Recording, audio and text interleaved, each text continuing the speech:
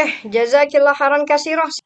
Jadi Markas Insan Qurani, jazakumullah khairan katsira untuk semua ya, semua yang ada di dalam Markas Insan Qurani. Markas Insan Qurani, betul kan? Cuma yang mengadakan ini pesantren mahasiswinya. Masya Allah, ini di bawah bimbingan Ustazah Nova di Palembang ya, muslimat semuanya. Alhamdulillah mereka ini bergerak dalam dunia dakwah, bergerak dalam dunia Al-Quran. Kalau sekiranya mau menginfakkan hartanya fi sabilillah, boleh nanti lewat Markas Insan Qurani ini. Setahu Ustazah mereka memang ada program yang mana itu ditujukan untuk university student yang memang kalau mereka mau akan diberikan kosnya secara gratis tapi harus ngapal Al-Quran ya.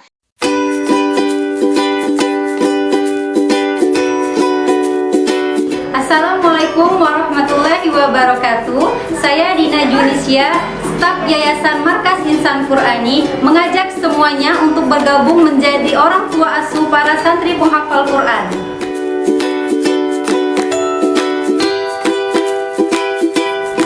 Otama, Otami, dan Otaba adalah program Yayasan Markas Insan Qurani yang membantu para penghafal Quran berupa duafa, yatim, miskin, atau santri berprestasi dalam bentuk pendanaan setiap bulannya.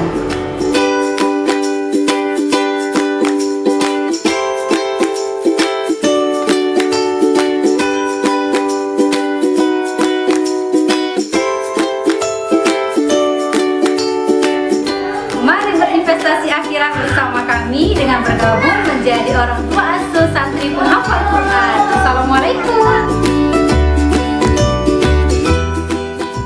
Jadi ini dakwahnya luar biasa. Jadi muslimat yang di sini kalau sekiranya ada lebih-lebih hartanya ya atau mau ditransfer zakatnya boleh juga. Ini Masya Allah mereka ini adalah para penghafal Al-Quran. Insya Allah barokah jariyah mengalir ya insya Allah ya.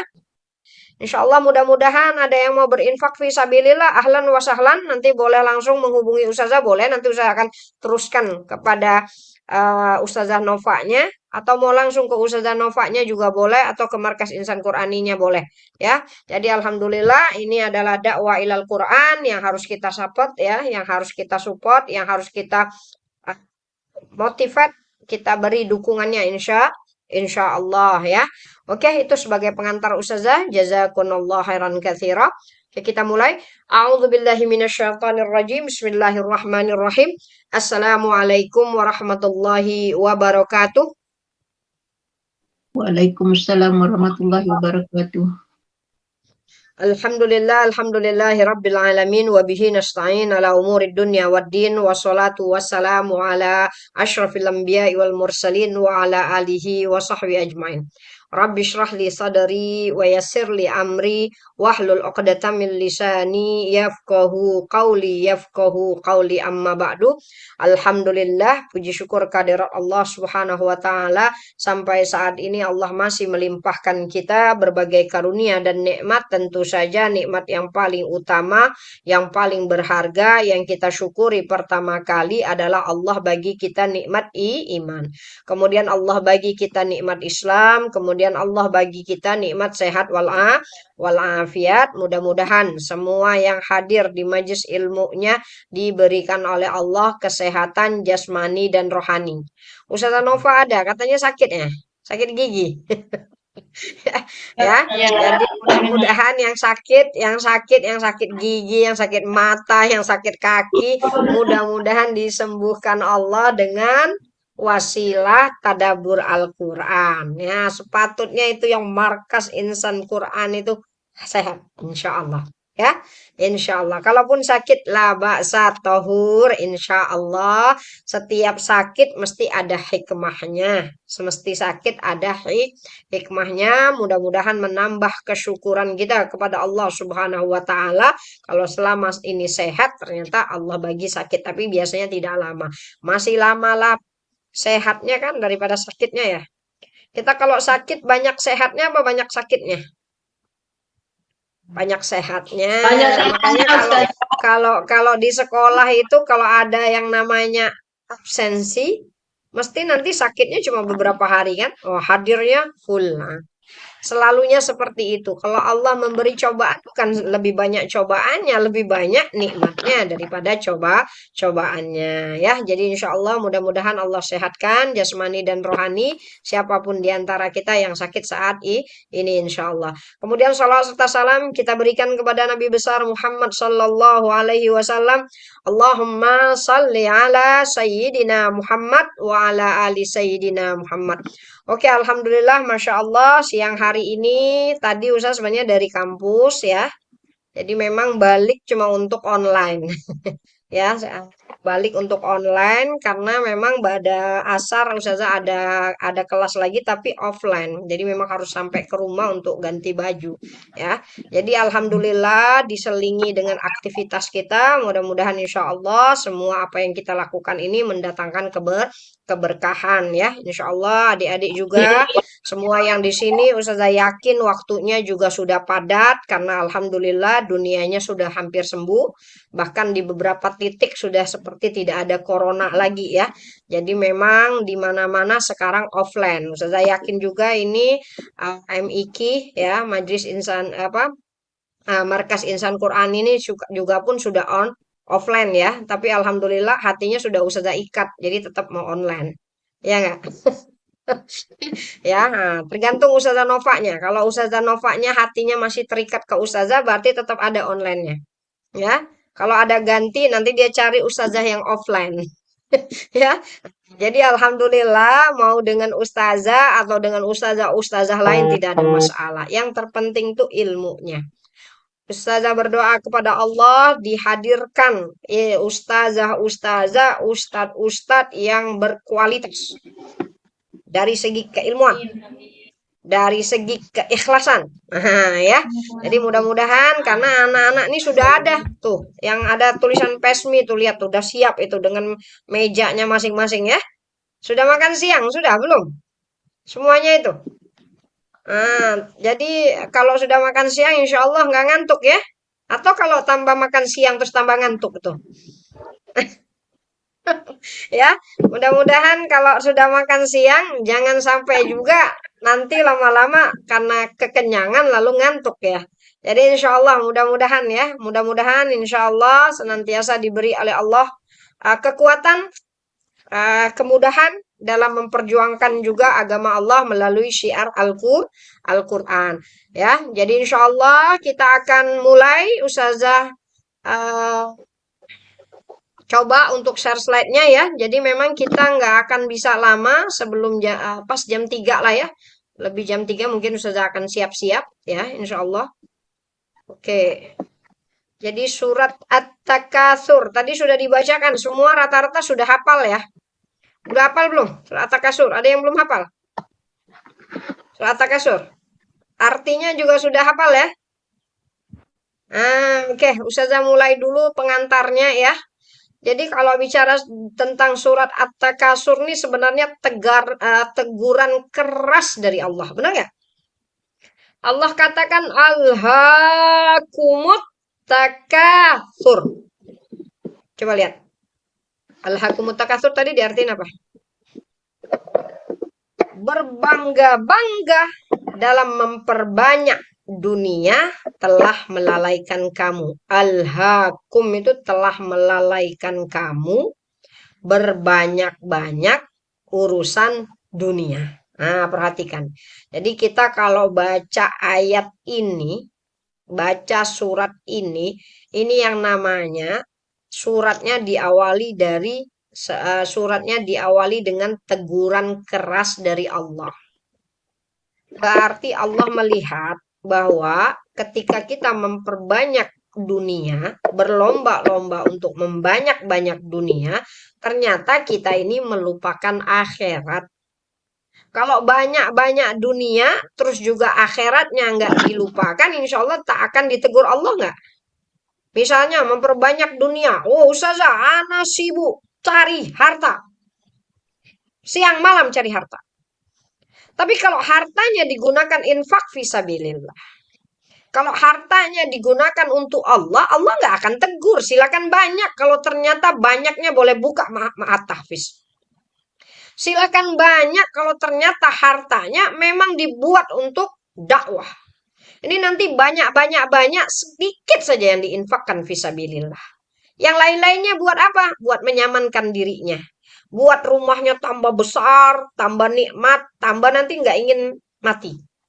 Kenapa? Karena di dunianya penuh dengan kenikmatan yang hanya khusus untuk dunia. Maka surat At-Takasur mengingatkan kita jangan sampai fokus kepada yang banyak, tapi ternyata yang banyak itu tidak ditujukan untuk kemaslahatan akhirat.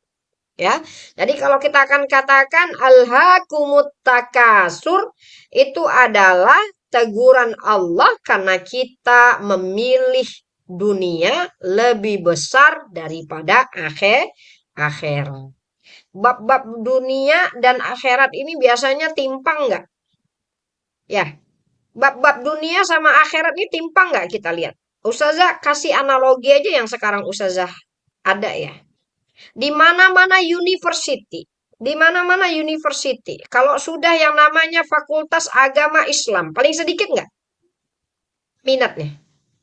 Hah? Paling sedikit. Nanti muslimat, anak-anak nanti masuk di university manapun itu. Yang namanya Fakultas Agama Islam, yang namanya bab-bab mempelajari Quran, hadis, apa lagi? Quran, hadis, syariah, ya akidah apalagi? Tidak ada itu isinya. Ustazah ini termasuk dosen pemikiran akidah. Dosen akidah filsafat. Akidah dan pemikiran Islam. Bab-bab yang namanya mikir-mikir, pemikiran. Nah, itu biasanya nggak ada orangnya di situ. Kebanyakan ngambilnya pendidikan agama Islam karena targetnya mau jadi guru. Kita kalau melihat di mana-mana university seperti itu, yang namanya Islamic Studies, yang namanya kajian Islam, itu jumlahnya pasti lebih sedikit daripada yang kajian umum, misalkan kedokteran, hukum, apa lagi? Ya, jadi hubungan internasional itu banyak peminatnya.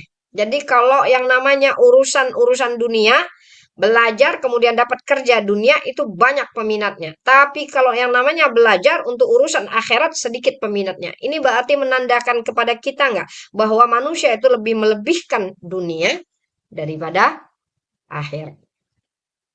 Maka alhaakumut takasur menyuruh kita lagi untuk memilih mana yang menjadi target kita. Maka Ustazah kasih pengantar di sini. Tentukan target dunia atau akhirat. Nampak dunia tuh menyilaukan mata. Siapa yang tidak mau kaya? Siapa yang tak mau punya kekuasaan? Siapa yang tak mau punya pekerjaan yang bagus di dunianya? Semua orang ingin seperti itu. Maka dunia itu serba mewah, serba penuh dengan kenikmatan. Sementara akhirat, apa digambarkan akhirat? Ya, akhirat biasanya orang selalu katakan apa sih? Belajar agama itu dapat apa? Kalau kalau kalau digaji pun berapa sih? Itu selalu tanya di mata ustazah ketika orang tua menyekolahkan sekolah agama terus terang itu di pondok. Mesti ada akan mengatakan untuk apa nyekolahin anaknya ke pondok? Mau jadi apa? Masya Allah, mau jadi apa? Selalu dunia dilebihkan daripada akhirat. Padahal akhiratnya lebih kekal. Padahal akhiratnya lebih abadi, lebih baik. Maka usahakan katakan di sini kita akan buat perbandingan. Dunia hanya memberi sejengkal tanah untuk kuburan kita.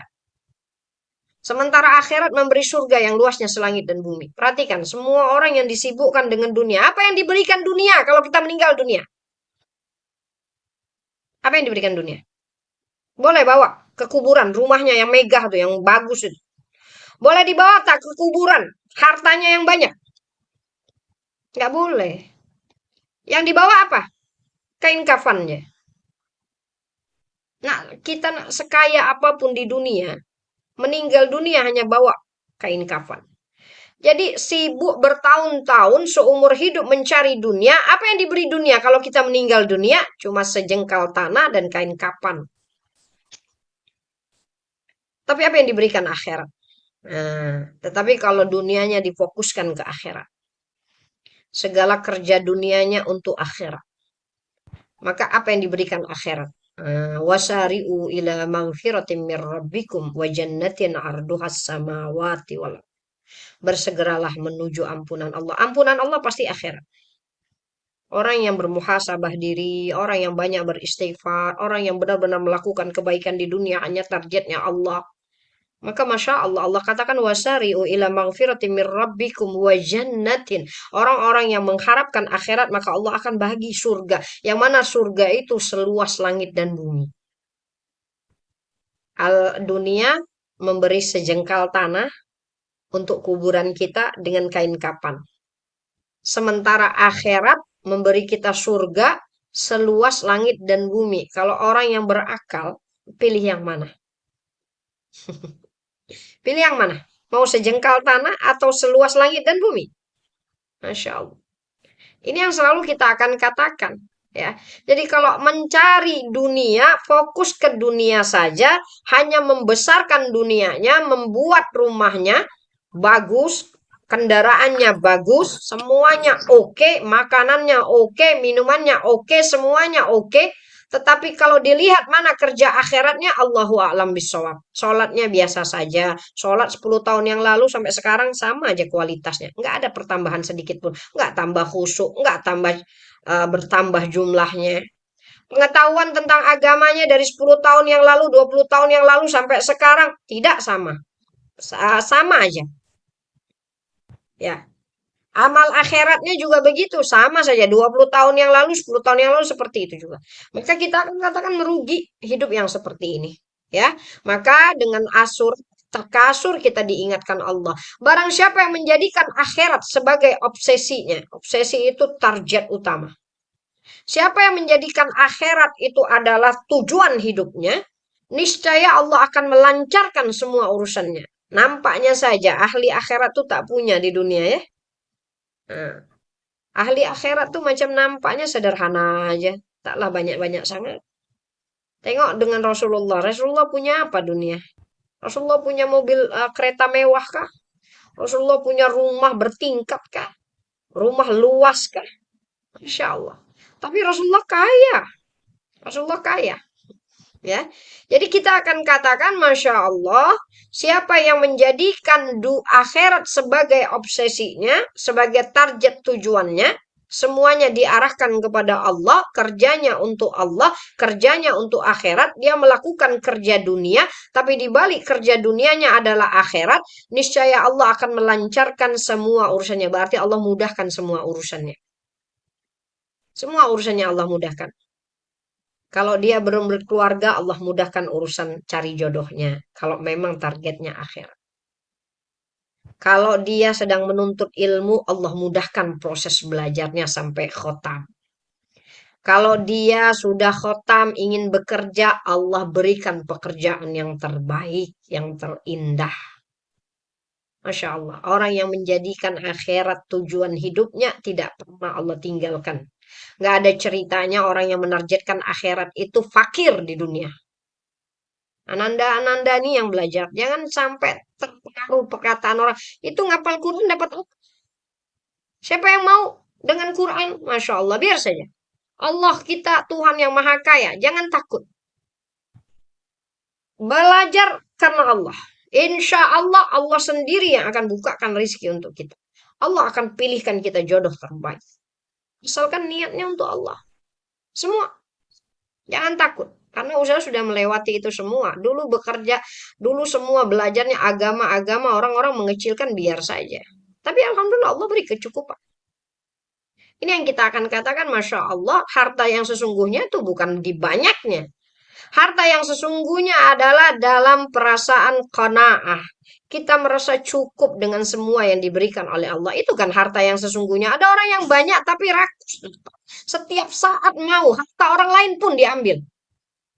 Allah sudah melihat orang-orang kaya yang sudah gila.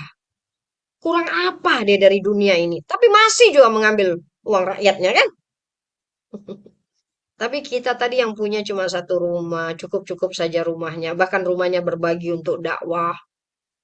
Masya Allah. Makanannya berbagi untuk dakwah. Tapi merasa kaya. Tidak perlu ambil punya orang lain. Nah, ini perhatikan. Ini yang salahnya dari mana? Target utamanya. Yang mencari dunia nggak akan pernah selesai urusannya. Selalu terpuaskan. Karena kekayaan yang bersifat qanaah itu nggak Allah bagi kepada orang-orang pencinta dunia. Yang mencintai dunia nggak akan pernah selesai urusannya. Muslimat semuanya, cari saja harta. Apa puas dengan harta yang banyak? Nggak akan puas. Karena Allah katakan barang siapa yang menjadikan akhirat sebagai obsesinya, niscaya Allah melancarkan semua urusannya, menjadikan kecukupan. Kecukupan itu qanaah artinya. Menjadikan kecukupan ada di dalam hatinya dan dunia datang kepadanya dalam keadaan tunduk. Masya Allah. Kalau kita ini beribadah kepada Allah dengan tulus, mana rizki yang Allah nggak buka? Allah janjikan dalam hadis qudsi, "Ati'ni yuti'ka kulla syai'in." Wahai hamba, taati aku, maka aku akan membuat semua makhluk mentaatimu. Insya Allah. Kalau kita betul-betul bekerja untuk Allah, bekerja untuk Rasulullah, untuk Islam, untuk dakwah, Masya Allah, Allah jadikan dunia di bawah kaki kita. Mereka tunduk dengan kita, bukan kita tunduk sama dunia. Jadi berarti kita diberikan oleh Allah kecukupan, meskipun cukup-cukup, tapi kaya kita. Ada yang kaya tapi fakir, miskin terus perasaannya. Nah, ya, nah sekarang kita lihat dan barang siapa yang menjadikan dunia sebagai obsesinya, apa yang dikatakan hadis ini? Dan barang siapa yang menjadikan dunia sebagai tujuan utamanya, Allah mengacaukan semua urusannya. Jadi urusannya kacau. Ya, tidak ada urusannya yang selesai. Ya, hartanya banyak tapi Masya Allah masalahnya juga tambah banyak. Allah kacaukan urusannya. Allah menjadikan kemiskinan di depan matanya. Dan dunia datang kepadanya sebatas yang ditakdirkan untuknya. Nah, perhatikan perbandingan orang yang menjadikan dunia obsesinya dengan perbandingan orang yang menjadikan akhirat sebagai obsesinya. Jadi orang yang menjadikan akhirat obsesinya, Allah mudahkan urusannya, Allah jadikan qanaah di dalam hatinya, dan dunia datang kepadanya tunduk. Berarti dia yang menguasai dunia. Ya. Tetapi orang yang menjadikan dunia obsesinya, maka pertama urusannya selalu kacau, yang kedua hatinya nggak pernah puas. Karena Allah menghadirkan kefakiran. Jadi orang kaya kalau fakir ya begitulah, sudah banyak harta masih nak ambil juga kan harta orang lain kan. Ya, sekarang saya tanya, yang suka mengambil harta rakyat, yang suka mengambil harta umat tuh orang kaya kah atau orang miskin? Ya, saya tanya coba. Yang suka mengambil harta umat itu siapa? Itu orang kaya. Dia punya kekuasaan, dia punya kekuasaan. Orang miskin nggak boleh nak mengambil-ngambil. Orang miskin kalau ngambil langsung ke pengadilan. Padahal cuma nyuri sendal. Padahal cuma nyuri odol, nyuri makanan, seuprit kecil yang dia diambil masuk ke mahkamah. Kena hukum, masuk penjara. Tapi orang kaya ngambil harta banyak, biasa saja. Nah, itu berarti yang banyak. Kenapa mereka mengambil juga punya uang orang lain? Ya karena merasa fakir tadi. Nggak pernah cukup. Nah, tuh pencinta dunia selalu fakir. Pencinta dunia disibukkan dengan dunia, dunia datang hanya sebatas apa yang ditakdirkan kepadanya. Kemudian lagi 3 sifat pencinta dunia. Selalu bermimpi, panjang angan-angan. Selalu sibuk dan selalu kurang dan tidak puas. Kalau ditanya sibuk terus, saat ditanya sibuk. Nah, coba saja bawa ahli dunia ke masjid, majlis ilmu, mana mau mereka? Tak ada waktu. Sibuk terus menerus. Sibuk mengumpulkan hartanya. Lupa sama Allah yang memberikan harta itu. Nah, inilah ahli dunia. Selalu bermimpi, selalu sibuk, dan selalu kurang, dan selalu tidak pas. Berarti kacau terus hidupnya. Siapa yang bangun pagi dan dunia menjadi obsesi terbesarnya, Allah akan lekatkan di hatinya 3 sifat. Impian yang tidak pernah tercapai selamanya, kesibukan yang tidak pernah berhenti selamanya, kefakiran yang tidak berujung selamanya. Masya Allah. Kalau bangun tidur, fokusnya cuma dunia, Allah buat 3. impian yang tak pernah tercapai, kekayaan yang tak pernah diraih, kepuasan yang tak pernah terrealisasi. Itulah ahli dunia. Maka kalau kita sudah lihat sifat ahli dunia seperti ini, wajar tak kalau Allah katakan alhaakumut takasur, melalaikan kamu berbanyak-banyak harta sampai masuk kubur. Karena ahli dunia nggak pernah puas. Ahli dunia selalu sibuk. Nih, kenapa Allah sebut sih? Kita kalau Allah sudah sebut macam ini, mestinya kita cari dulu. Biar kita paham kenapa Allah katakan alhaakumut takasur. Ya, hatta durtumul makabir kalla saufa ta'lamun summa kalla saufa ta'lamun kalla law ta'lamuna ilmal yaqin. Ini semuanya Allah katakan kalau masih lagi disibukkan dunia. Kalau masih lagi disibukkan dunia, kamu akan tahu akibat. Allah berapa kali ini Allah ulangi. Saufa ta'lamun. Kamu akan tahu akibatnya. Summa kalla saufa ta'lamun. Kamu juga akan tahu akibatnya.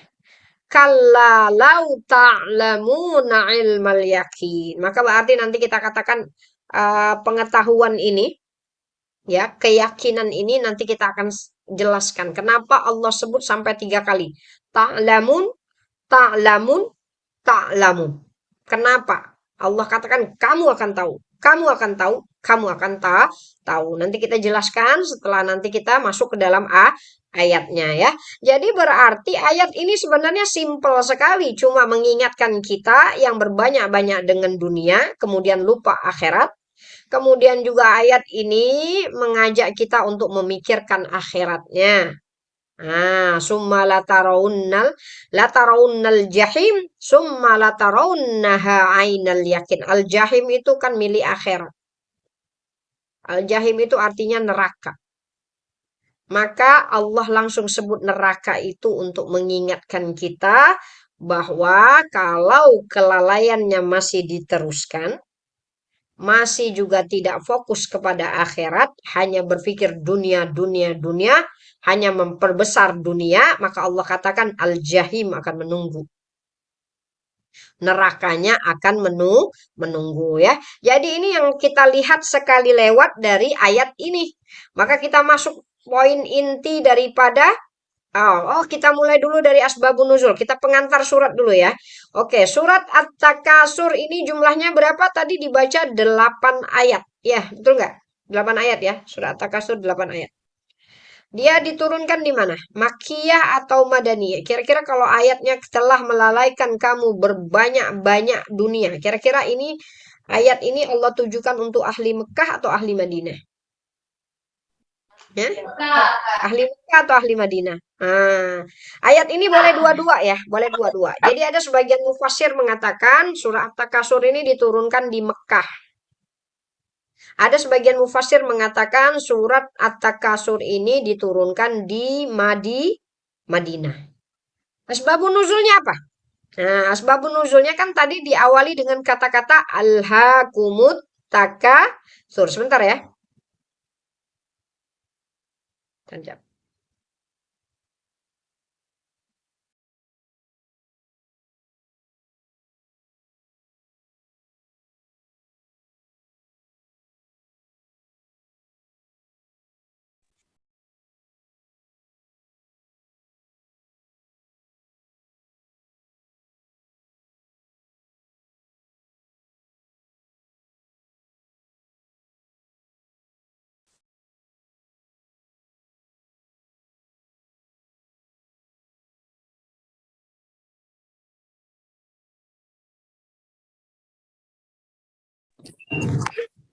Dia udah.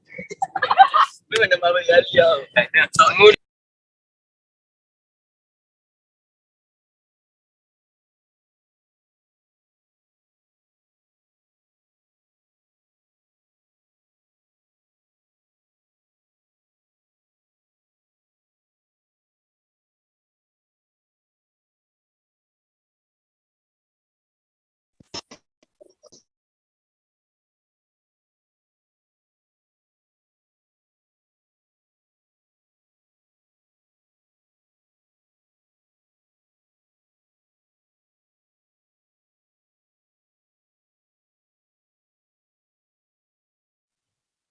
Oke, oke kita sambung lagi ya.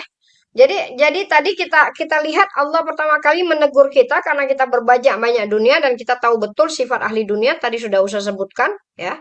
Kemudian kita masuk di sini. Asbabun nuzulnya tadi apa? Asbabun nuzul daripada ayat. Oke, mana tadi nomor 2 ya. Oke. Jadi ada sebagian ulama mengatakan ayat ini Makkiyah, berarti turun di Mekah. Ada sebagian ulama mengatakan Madaniyah. Asbabun nuzulnya apa? Asbabun nuzulnya ini berkaitan kalau di Mekah ya. Kalau sekiranya ayat ini turun di Mekah, maka ayat ini berhubungan dengan Bani Saham dan Bani Abdul Manaf. Kalau dia turun di Madinah, ayat ini atau surat ini berkaitan dengan Bani Aus dan Bani Hajraj. Asbabun nuzulnya? Jadi Bani Saham dengan Bani Abdul Manaf ini berlomba-lomba siapa yang paling banyak tapi untuk urusan dunia. Jadi mereka ini dua kabilah yang besar di Mekah. Jadi dua kabilah ini berlomba-lomba siapa yang paling banyak hartanya, siapa yang paling banyak anaknya, siapa yang paling besar kekuasaannya. Begitu juga kalau sekiranya surat ini turun di Madinah, ada yang berlomba-lomba. Suku Aus dan Hajraj. Ini adalah suku besar di Madinah. Mereka ini berkompetisi, mereka ini berkompetition, berlomba-lomba, tapi dalam urusan dunia. Jadi ada dua kabilah saling berbanyak-banyak, sampai-sampai mereka datang ke kuburan. Hatta zurtumul maqabir itu ada juga diartikan, sampai mereka datang ke kuburan untuk menghitung kira-kira siapa di antara mereka yang paling banyak meninggalnya. Jadi maksudnya berarti mereka banyak jumlahnya. Jadi mereka nggak puas menghitung harta, nggak puas menghitung anak, nggak puas menghitung kekuasaan. Terakhir mereka menghitung orang, mana yang lebih banyak orangnya. Maka mereka sampailah mereka menghitung yang hidup, nggak puas lagi. Akhirnya mereka menghitung yang mati.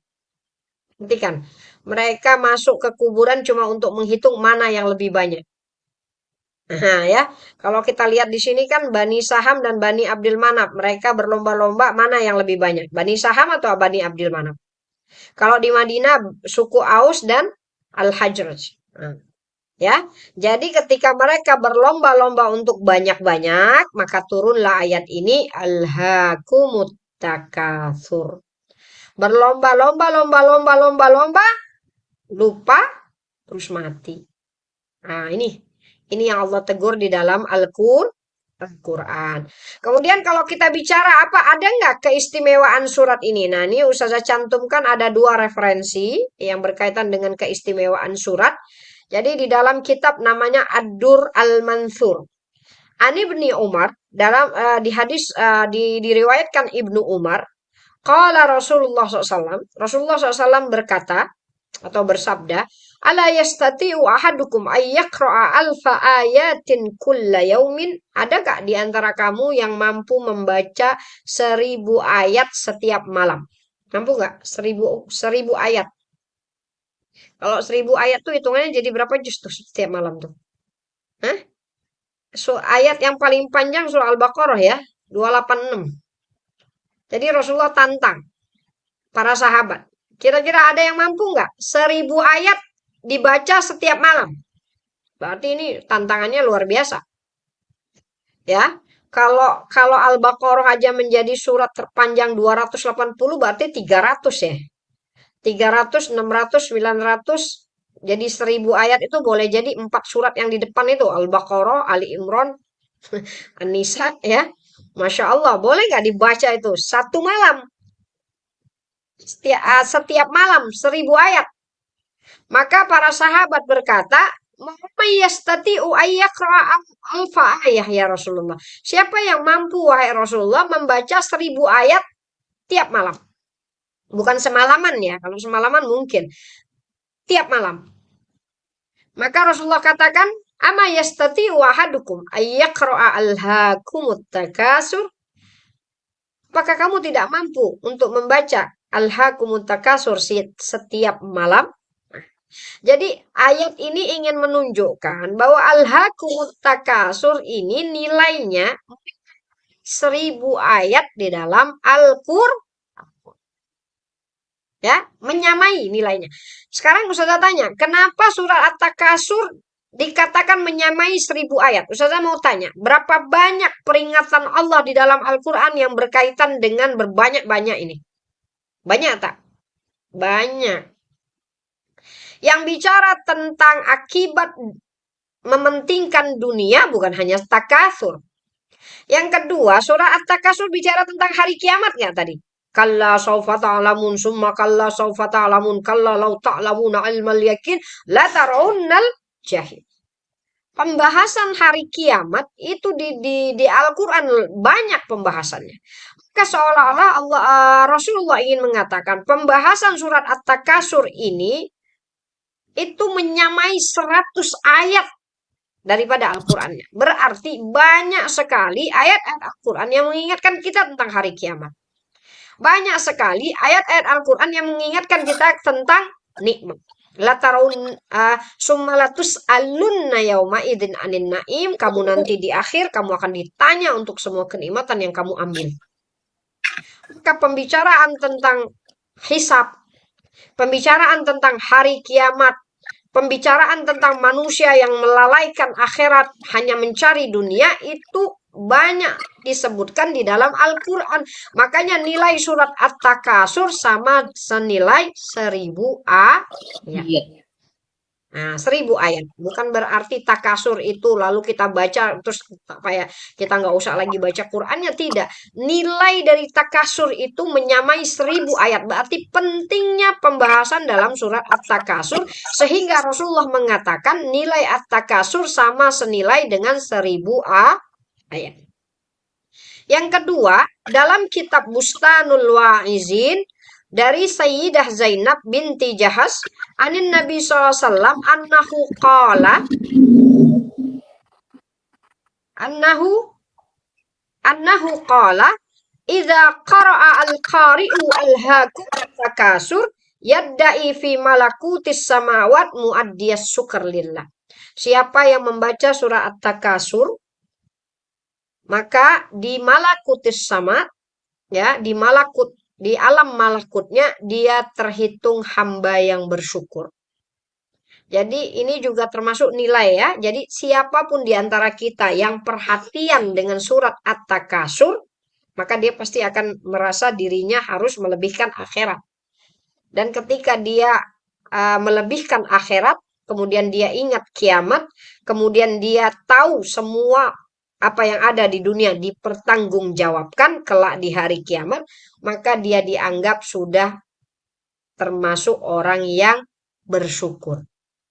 Jadi siapapun yang membaca surat At-Takasur bukan hanya dari segi bacaan, tapi dari segi makna, maka dianggap di malakutis samawat dia sebagai hamba yang bersyukur. Jadi intinya apa? Siapapun yang mengamalkan isi At-Takasur tidak melalaikan hidupnya dari akhirat, perhatian kepada kiamatnya Allah. Yang ketiga, bermuhasabah terus-menerus, mempertanggungjawabkan semua perbuatannya atau semua yang dia nikmati di dunia, maka dia akan termasuk hamba yang bersyukur. Ya, ini maksud daripada ayat. Oke, kita masuk lagi. Apa nama lain surat Takasur? Pertama namanya Takasur. Diambil dari depannya Alhaakumut Takatsur. Ada juga ada ulama mengatakan nama suratnya Alhaakum. Nah, jadi ya, kan depan itu kan Alhaakumut Takatsur. Ada sebagian ulama ngambilnya dari Alhaakum, surat Alhaakum. Ada ulama yang mengatakan At-Takasurnya surat At-Takasur. Ada yang ngambil ayat keduanya hatta zurtumul maqabir. Berarti surat kuburan. Makobirnya itu yang diambil. Jadi ada 3 ulama mengatakan surah At-Takasur itu punya nama, 1 At-Takasur, 2 Al-Hakum, 3 Al-Qabroh. Qabroh itu kuburan. Jadi kalau di antara 3 ini mana yang pas maknanya? At-Takasur.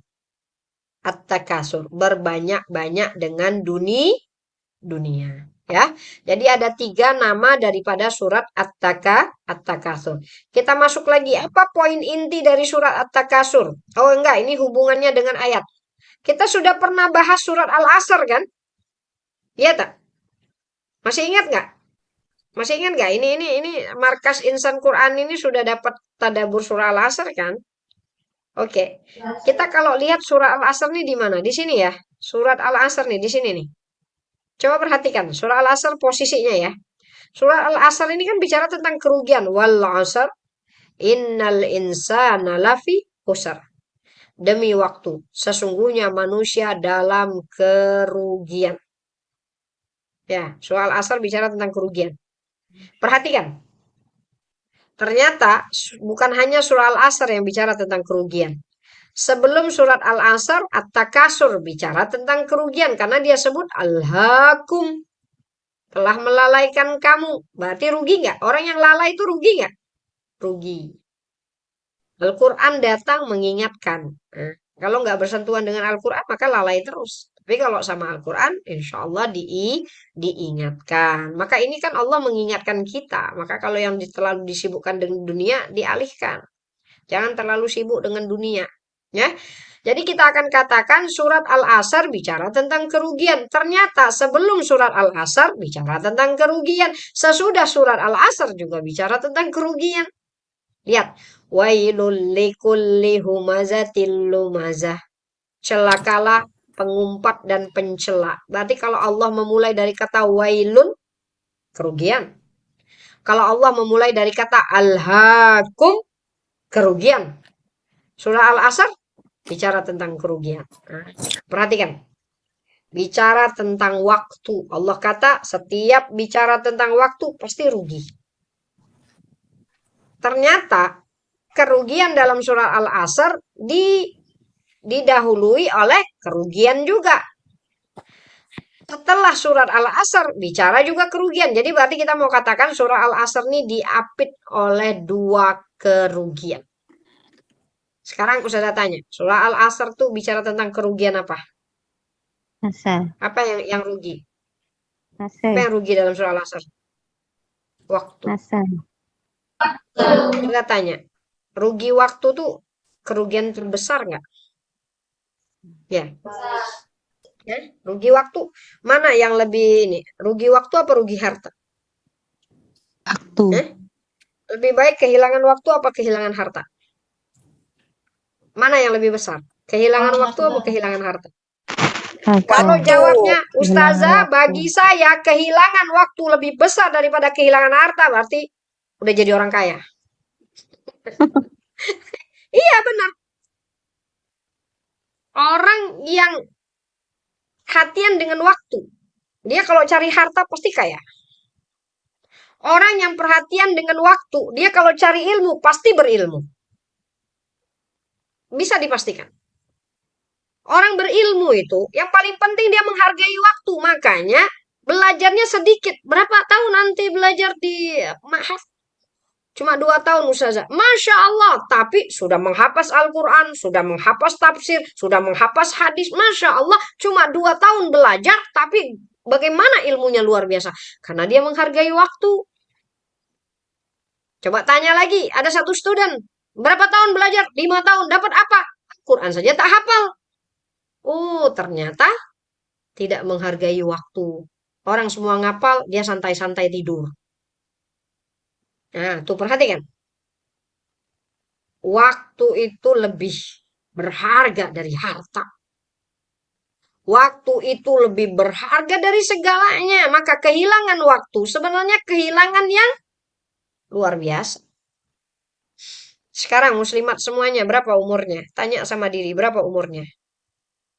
30, 40. Anak-anak berapa umurnya? Ya, mahasiswa kan? Mahasiswi kan? Itu belasan tahun. Kira-kira rugi nggak? Rugi nggak? Belasan tahun cuma dapat baru mau menghafal Quran. Nanti kita lihat ada umur 5 tahun sudah menghafal Quran. Bicara tentang waktu semua orang merugi. Bahkan bukan hanya akhirat. Dunia juga kalau bicara tentang waktu ngerugi.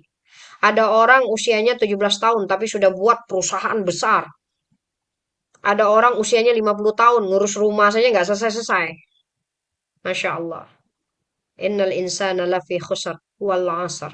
Innal insana lafi khusar. Jadi kalau mengatakan ustazah, waktu lebih berharga dari kekayaan, waktu lebih berharga dari segala sesuatu yang di dunia ini, berarti sudah jadi orang hebat itu. Sudah jadi orang hebat. Kebanyakan kenapa kita ini penuh dengan kelemahan? Karena tak memanfaatkan waktu dengan sebaik-baiknya. Dulu waktu belajar banyak mainnya daripada belajarnya. Nah, dulu waktu kerja banyak santainya daripada kerjanya. Masya Allah. Ketika Allah mengatakan rugi dengan waktu, Allah tak hanya bicara satu kerugian, tapi Allah juga bicara tentang kerugian yang sebelumnya dan kerugian yang setelahnya. Jadi orang yang tidak memperhatikan waktunya, kalau ditanya sebabnya apa? At-takatsur. Nah, ini kita kalau sudah katakan tujuan kita tuh akhirat. Mungkin kita katakan ya kalau tak banyak harta biasa saja. Kenapa? Emang target kita jadi orang kaya hidup di dunia ini? Enggak kan? Di dunia ini apa targetnya? Kalau target jadi orang kaya biasa aja. Enggak semuanya kok orang itu kaya. Kaya hati luar biasa. Jadi kita akan katakan apa target kita? Target kita tuh akhirat. Karena kita diberikan oleh Allah dunia untuk sampai ke akhirat. Jadi dunia ini ladang kita, usaha kita untuk menuju akhirat. Jadi kalau akhirat nggak dapat, untuk apa hidup di dunianya? Hmm. Panjang umur untuk apa kalau nggak ada apa untuk akhirat? Nah, ini jadi satu muhasabah. Nah kalau ditanya, kenapa akhirat ini nggak bisa kita capai meskipun kita sudah bertahun-tahun di dunia? Pertama, takasur, sibuk memperindah dunia, lupa akhirat. Masuk kuburan. Yang kedua, sibuk ngurusin orang lain. Lihat di sini. Wailul likulli humazatil lumazah. Celakalah bagi para pengumpat dan pencela. Berarti yang banyak menghabiskan waktu kita itu mengumpat, mencela, membicarakan orang lain, tapi lupa dengan diri sendiri. Nah, hati-hati anak-anak juga ya. Janganlah banyak-banyak bicara, banyak-banyak ngobrol tuh nggak usah. Nanti habis. Qurannya belum terpenuhi, tapi dari ujung ke ujung masalah kawannya dia tahu semua. Kalau mau ngurusin orang lain, saya kasih tahu satu saja. Ada niat dakwah nggak kalau ngurusin orang lain? Kalau mau ngurusin orang lain, berdakwahlah. Tapi kalau cuma sekedar jadi pendengar setia saja, tak boleh memberikan solusi yang terbaik untuk yang punya masalah, berhentilah mendengar karena habis waktunya. Jadi pendengar habis waktu, jadi pembicara habis waktu kalau urusan dunia. Jadi yang berbicara rugi, yang mendengar juga rugi. Apalagi kalau yang berbicara tentang orang lain, habis tambah rugi lagi. Sudah dapat dosa iya, waktunya habis. Hatinya keras. Nah, perhatikan, ini adalah dua kerugian yang diapit oleh Allah dalam surat Al-Asr yang berbicara tentang waktu. Berarti yang melalaikan banyak waktu kita itu apa? Satu, banyak-banyakan. Lomba, meninggal dunia. Kalau nggak berlomba untuk banyak, biasanya waktunya masih oke kan? Ini siapa yang paling kaya, siapa yang paling cantik, siapa yang paling kuasa, siapa? Kalau berlomba-lomba selesai, habis waktunya cuma untuk berlomba-lomba. Tapi kalau berlomba-lomba untuk akhirat, Allah nggak tegur. Kalau mau berlomba-lomba untuk akhirat, bagus. Berlomba-lomba siapa yang paling banyak hafalan Qur'annya. Berlomba-lomba siapa yang paling banyak sedekahnya. Berlomba-lomba siapa yang paling tahu tentang Allahnya. Siapa yang paling banyak tahu tentang Rasulullahnya. Siapa yang paling banyak tahu tentang agama Islam. Silahkan. Fastabikul khairat. Kita bukannya tak boleh berlomba-lomba ya. Konsep berlomba-lomba di dalam Islam itu ada. Fastabikul khairat. Falyatanafasil mutanafisun. Maka salah juga kalau ada orang yang mengatakan nggak perlu lomba, Ustazah. Nggak perlu lomba. Semua orang tuh jadi juara. Dari mana semua orang jadi juara? Kalau tidak ada perlombaan, ada motivasi nggak? Ya, anak-anak kalau nggak ada juara 1, juara 2, juara 3, semangat tak belajar? Hah? Tidak. Sama aja. Nah, nanti nggak semangat ujian. Karena sama semuanya. Maka Allah katakan silahkan berlomba-lomba. Tapi untuk kebaikan. berlomba-lomba untuk menuju Allah, silahkan. Maka Sayyiduna Umar, Sayyiduna Abu Bakar, itu para sahabat berlomba-lomba. Siapa yang paling banyak berinfak fisabilillah? Nah, ada perlombaan di situ. Bukan berarti semua yang namanya lomba nggak boleh, Ustazah. Kalau kita berlomba nanti yang kalah sakit hati. Di dunia ini adakah yang tidak berlomba? Nanti keluar dari sekolah pun akan berlomba. Siapa yang terbaik itu yang diambil orang. Siapa yang profesional itu yang dipekerjakan orang. Jadi kalau anak-anak kita nggak bersiap, nggak siap untuk berlomba, nanti keluar mereka tak dapat apa-apa, tak boleh berbuat apa-apa. Silakan diperlombakan, nggak ada masalah. Kita akan katakan menang kalah itu hasilnya kita serahkan sama Allah. Yang menang jangan terlalu sombong, yang kalah banyak bermuhasabah. Boleh seperti itu. Silakan berlomba-lomba, silakan melombakan siapa yang paling banyak hafalan Qur'annya. Nanti semangat itu. Nah, tapi kalau berlomba-lomba untuk dunia nggak usah. Karena nggak akan selesai perlombaan dunia. Karena kita nggak pernah punya kecukupan hati untuk dunia ya.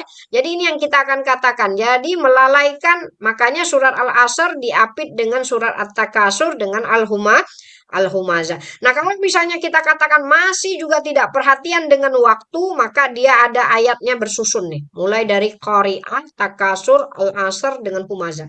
Kalau masih lagi nggak perhatian dengan waktu, maka Allah katakan La tarawunnal jahim, pertama kamu akan melihat kiamatnya dalam surah Al-Qari'ah, kamu akan melihat nerakanya, kamu akan dicemplungkan dalam nerakanya, dilempar dalam nerakanya. Kalau masih juga lalai, masih sibuk mencari dunia padahal usianya sudah 70 tahun, masih semangat mencari kuasa padahal usianya sudah 80 tahun, apa yang terjadi? Kata Allah, satu, kamu akan melihat kiamatnya. Kiamat itu tanda awalnya adalah kematian. Setelah mati apa yang kamu lihat? La tarawunnal jahim. Kamu akan melihat nerakanya. Setelah itu apa? La yumbadzanna fil khutama. Kamu akan dilempar dalam api nerakanya. Kira-kira takut nggak kalau sudah seperti ini? Seharusnya takut. Allah katakan kamu akan mati. Setelah mati kamu akan melihat nerakanya. Setelah melihat nerakanya kamu akan dimasukkan ke dalam nerakanya. Kalau kamu masih melalaikan akhirat, masih sibuk dengan dunia. Kalau kamu masih fokus dengan manusia, kejelekan manusia, keburukan manusia, tetapi kamu lupa dengan dirimu sendiri, maka ini yang akan jadi akhir hidupmu. Maka Masya Allah, surat Al-Asr memiliki kaitan dengan surat At-Takasur. Surat Al-Asr juga memiliki kaitan dengan Al-Humazah. Surat Al-Asr juga ternyata memiliki kaitan dengan surat Al-Qari'ah. Berkaitan dengan balasan orang yang masih melupakan atau melalaikan waktunya, tidak mau mencapai akhirat dengan waktu. Oke, sampai di sini. Ini pembahasan surat At-Takasur. Jadi cuma At-Takasur itu cuma mengingatkan kita saja. Kemudian kita masuk lagi. Apa poin inti dari surat At-Takasur? Nah ini. Yang pertama, nanti saya jelaskan satu persatu ya secara cepat. Oke. Yang pertama, poin intinya kita akan katakan satu. Mengingatkan manusia akan bahayanya lalai ibadah kepada Allah karena berbanyak harta. Jadi itu yang diingatkan ya. Jadi orang banyak memperbanyak harta, jabatan, anak, perhiasan, dunia sampai lupa sama Allah. Itu satu.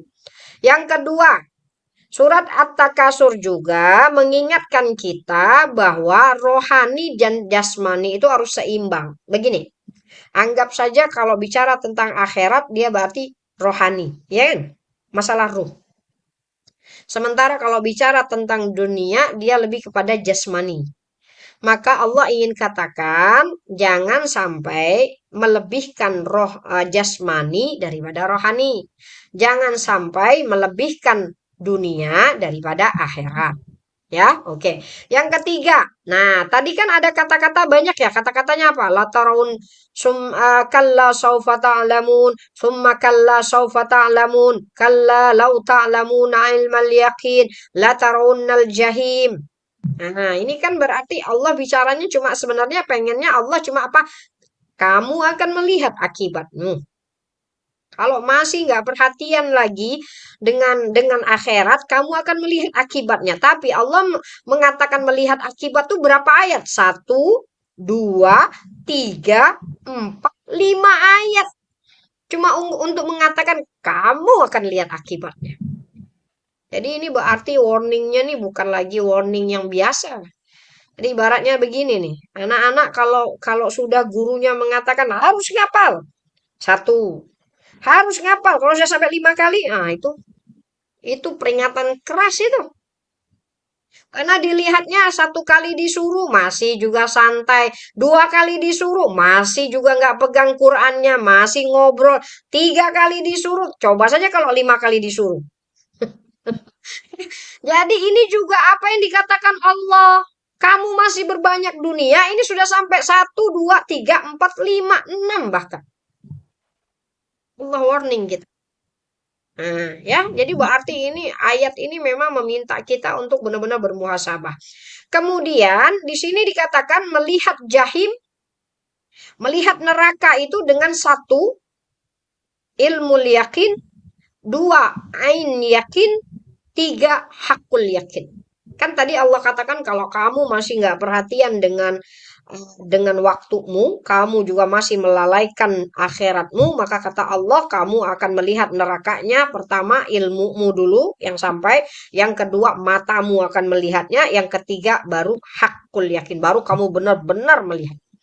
Maka nanti kita akan bedakan antara ilmu yakin, ainul yakin dengan hakul yakin. Ya, kemudian yang keempat, pertanggungjawaban atas semua kenikmatan yang dinikmati di dunia. Nah, ini latus alunna yauma idzin anin naim. Kamu akan ditanya atas semua kenikmatan yang kamu ambil di dunia. Nah, kenikmatan apa? Kamu punya nikmat sehat, Allah tanya sehatnya. Kamu punya nikmat harta, Allah tanya hartanya. Kamu punya nikmat ilmu, Allah tanya ilmunya. Kamu punya waktu luang, Allah tanya waktu luangnya. Jadi semua yang Allah kasih kita ke dunia, kalau sudah meninggal dunia, siap-siap untuk menjawab. Siap-siap. Nah, kalau belum siap, maka persiapkan sekarang. Mumpung masih di dunia, belum masuk kuburannya. Maka pertanyaan para malaikat itu dijawab sekarang. Apa yang akan ditanyakan oleh Allah di hari kiamat, dijawab sekarang. Untuk apa hartanya? Untuk apa ilmunya? Untuk apa kekuasaannya? Nah, subhanallah. Kalau sudah seperti ini kita mulai mengkerut kita. Macam mana mungkin, wahai Allah, nikmatmu luar biasa banyaknya. Macam mana saya nak jawab semuanya? Satu demi satu Allah tanya. Umurnya, masa luangnya, masa tuanya. Masya Allah, Allah tanya semuanya. Umur kita berapa? Jangan ditanya yang tua-tua aja ya, yang ditanya ya. Yang anak-anak juga Allah tanya. Sekarang umurnya berapa? 18 tahun. Ngapain aja selama 18 tahun? Dari mulai balik berapa umur berapa balik itu? 12 tahun ya? Oke, Allah nggak tanya yang sebelum balik. Yang sebelum balik yang Allah tanya orang tuanya. Nah, setelah balik baru Allah tanya. Jadi kalau 12 menuju ke 18 berapa tahun itu? Allah tanya. Ya, jadi Masya Allah. Masing-masing kita ditanya. Jadi ini 4 poin dari surah At-Takasur. Oke, kita masuk satu persatu dari poinnya. Oke. Yang pertama itu ketika Allah mengatakan alhaakumut takatsur, sudah melalaikan kamu berbanyak-banyak, maka kita akan kaitkan apa coba yang diperbanyak itu sampai lalai dengan akhirat itu apa? Nah, biasanya lalai dengan akhirat, lalai dengan ibadah, biasanya ini nih, 8 perkara ini yang membuat kita sibuk. Ini sudah kita jelaskan juga ketika dakwah bukti cinta. Kadang nggak mau berdakwah nih, sibuk ini nih. 1, orang tua, anak, saudara, suami, keluarga. Jadi kalau ditanya, kenapa nggak mau, kenapa nggak bisa jatuh cinta sama Allah? Kenapa nggak bisa jatuh cinta sama Rasulullah? Kenapa nggak berdakwah? Alasannya ngurus orang tua, ngurus anak, ngurus saudara, ngurus suami, ngurus keluarga. Sibuk dengan manusia, lupa dengan pencipta manusia. Ya nggak? Apalagi ibu-ibu nih, ibu-ibu. Tanya, kenapa nggak paham sama Qurannya? Ngurus anak. Kenapa nggak ini? Nggak bisa mentadaburi ayatnya betul-betul. Kalau ditanya banyak nggak taunya, ngurus suami, ngurus keluarga, ngurus orang tua. Jadi kalau kita posisinya anak, kita disibukkan ngurus orang tua. Kalau kita posisinya istri, sibuk ngurus suami. Kalau kita posisinya ibu, suruh sibuk ngurus anak. Kalau kita posisinya saudara, kita sibuk ngurus saudara kita. Kumpul sana, kumpul sini kan. Kumpul sana, kumpul sini, habis waktunya. Qurannya nggak terbaca. Dibaca pun banyak nggak pahamnya. Quran yang nggak menghadirkan cinta. Belajar pun nggak menghadirkan cinta. Perhatikan ananda-ananda di sini. Kalau manusia besar di hati kalian, bahkan belajar kalian pun fokusnya hilang. Duduk merenung, mikirin orang tua. Sudah, orang tua sudah hantar di sana. Oke lah orang tua. Nah, ya, jangan mikirin suami, calon suami. Nggak usah dipikirin tuh calon suami. Nanti mikirin calon suami pula. Nah, susah itu nanti fokusnya berubah. Nanti biar Allah kirim calon suami yang bagus. Selama kita baik, maka Allah akan kirim orang yang baik. At-tayyibun lit-tayyibat. Orang yang baik-baik pasti akan Allah sediakan orang-orang yang baik juga yang mendampingi. Nah, ya, ini ya yang kita akan katakan ya. Nanti kalau sudah orang-orang terkasih ini sudah tidak menyibukkan hati dari ibadah, ada gantinya. Ini yang menyibukkan nih, harta, amwal, tijarah, bisnis, masakin, tempat tinggal. Ini Allah tahu betul, 8 perkara yang lebih kamu cintai dari Allah, Rasulullah, dan jihad fisabilillah, dakwah. Kata Allah, tunggulah. Berarti kita termasuklah dengan pada takasur, kita juga termasuk pada al-humazah tadi. Kita termasuk orang yang melalaikan waktu, waktu terbuang tapi nggak dekat sama Allah. Waktu terbuang tapi nggak paham dengan kalamullah. Waktu terbuang tapi nggak kenal dengan Rasulullah. Waktu terbuang bertahun-tahun sama sekali nggak tahu tentang agamanya. Kalau ditanya apa? Satu, sibuk ngurusin orang terkasih di hati. Yang kedua, sibuk mengurusi benda-benda terkasih. Harta, bisnis, tempat tinggal. Jadi Allah sebut lagi, alhaakumut takasur. Jangan sampai 8 perkara ini besar di hati sampai melalaikan kita dari Allah. Ustazah, kalau saya fokus ke 8 perkara ini, tapi saya tidak meninggalkan Allah, saya tidak meninggalkan Rasulullah, saya tidak meninggalkan dakwah, cantik, bagus. Tetap jadi istri, tapi istri yang jatuh cinta sama Allah, jatuh cinta sama Rasulullah, jatuh cinta sama dakwah. Jadi ibu, tetapi gerakan dakwahnya nggak berhenti karena dia jadi seorang ibu. Masya Allah. Urusi rumah, salah, urusi rumah. Tapi dalam mengurus rumahnya ada dakwahnya di situ. Ada Allahnya di situ. Ada Rasulnya di situ. Maka ini yang dikatakan nggak merugi. 8 perkara diambil, justru 8 perkara ini akan membawa dia kepada Allah. Bukan melalaikannya dari Allah. Jadikan rumahnya sampai ke Allah. Jadikan bisnisnya sampai ke Allah. Jadikan hartanya sampai ke Allah. Semuanya sampai ke Allah. Bisa nggak? Bisa. Kalau menargetkan akhirat.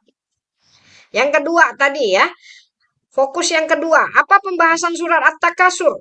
Nah ini semakin tinggi tujuan semakin cepat gerakan. Kalau untuk sholat kata Allah famsu. Kalau cari rizki famsu. Wa kulu mir rizki. Kalau mencari rizki kata Allah jalan aja. Kalau disuruh sholat berzikir fas'au, bergegaslah. Kalau disuruh mencari ampunan Allah sabiqu, berlarilah, berlomba-lombalah.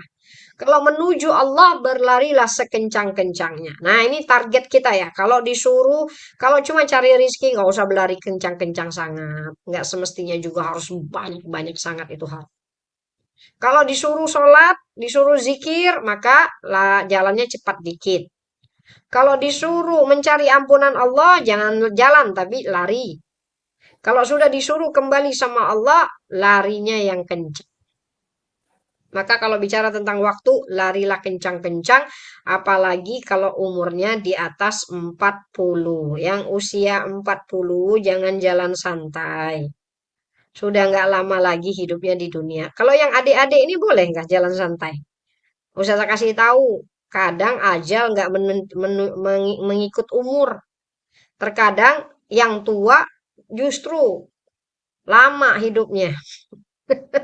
Yang muda belum tentu lama. Jadi kalau begitu sepakat ya. Mau muda, mau tua, kita belarikin.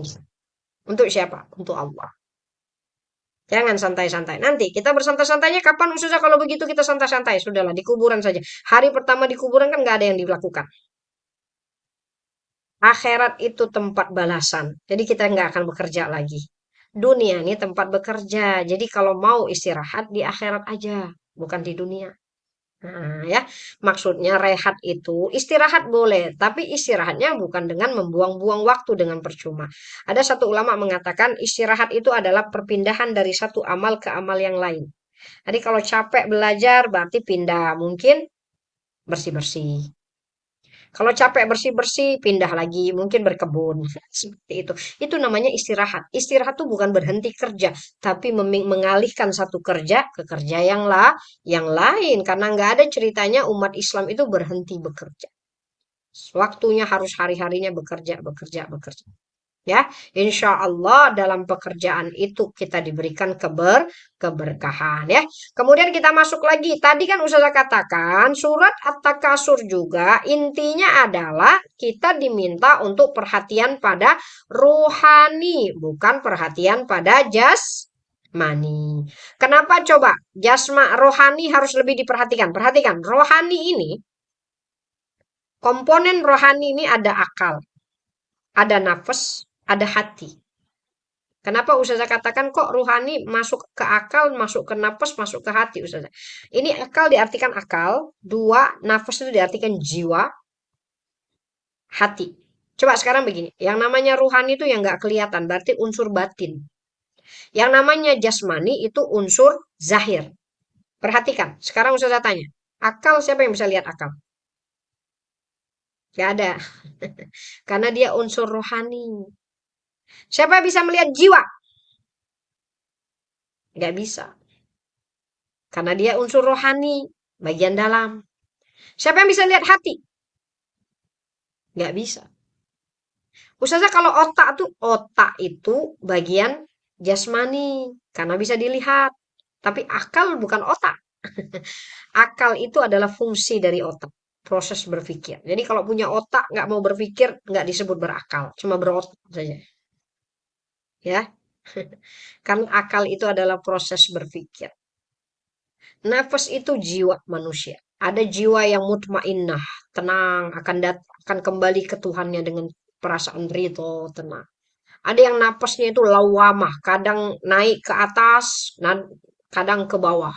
Kalau lagi ada kajian, naik ke atas dia jadi mutmainnah, tenang hatinya. Tapi kalau nggak kajian dia masuk lagi amarah bisu.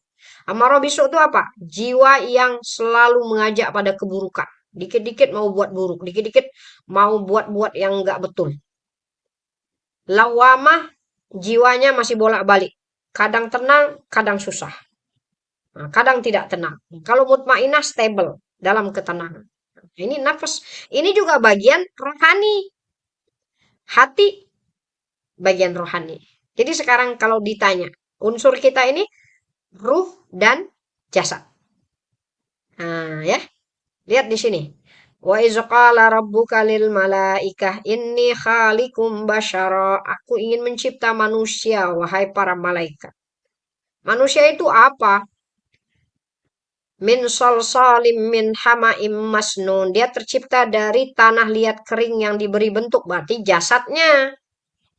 Faiza sawaituhu. Kalau jasadnya sudah sempurna, wa nafakhtu fihi mir ruhi. Kemudian aku tiupkan ruhku. Maka Masya Allah manusia itu terdiri dari ruh dan jasad. Jasadnya ada 3. Satu ada akal, ruhnya ada akal, ada nafas, ada hati. Jasadnya ada apa? Ada anggota tubuh inilah yang dilihat nih, mata, telinga. Jadi perhatikan, jadi kalau melebihkan jasad daripada ruh, rugi nggak? Ruh ada 3 komponennya. Kalau asik yang dipikirkan makan, minum, berpakaian. Kalau yang dipikirkan jasad terus, maka hidup kita merugi. Nah, tadi Ustaz katakan jasad itu perumpamaan dari dunia. Karena dunia itu semua unsur jasmani. Sementara akhirat diibaratkan dengan unsur rohani. Maka dengan surat At-Takasur Allah ingin mengatakan balance antara jasmani dan rohani, kalau nggak bisa lebih besar. Rohaninya diperhatikan, jasadnya diperhatikan. Kalau jasadnya dikasih makan, dikasih minum, dicantik-cantikkan, rohaninya perlu juga nggak? Ya, rohani perlu makan, rohani perlu minum, rohani juga perlu pakaian, rohani juga perlu cantik. Maka hiasi diri ini dengan Quran. Hiasi diri ini dengan majlis ilmu. Maka ruhnya akan cantik. Hiasi jasad ya, ini sudah tahu semua, nggak usah diajarin lagi. Semua tahu bagaimana cara buat cantik, ya kan? Nah, tapi rohani itu yang perlu. Kemudian apalagi kita akan katakan poin ketiganya. Tadi kan Ustazah katakan ada apa tadi ayatnya tadi? Kalla lau ta'lamuna ilmal yaqin latarawunnal jahim thumma latarawunnaha ainal yaqin. Di sini ya. Kalla lau ta'lamuna. Apa itu ilmu yakin? Ainal yakin? Hakul yakin. Gimana coba ngartikannya? Jadi gini, kita kalau mau mengatakan sesuatu kepastian, maka keyakinan itu akan hadir satu, pertama kita tahu dulu. Kita kalau sudah tahu, sudah yakin. Tapi belum betul-betul yakin. Yang kedua, untuk menegaskan keyakinan, kita harus melihat nggak dengan mata kita. Baru yakin kan? Tadi kan pertama dengar dulu. Yang kedua, ngelihat. Baru kan? Yang ketiga, merasai. Baru benar-benar yakin. Maka ini yang disebut ada ilmu yakin, ainul yakin, hakul yakin. Contohnya seperti apa? Begini. Kita katakan kematian itu ada nggak kematian? Berarti satu keyakinan ya. Mati. Yang pertama, kita dengar dulu orangnya meninggal dunia. Jadi kita dengar dulu, oh si fulan, kita kan nggak percaya. Nggak mungkin lah kita mati. Ternyata jiran kita, tetangga kita mati. Meninggal dunia. Berarti itu sudah ilmu yakin.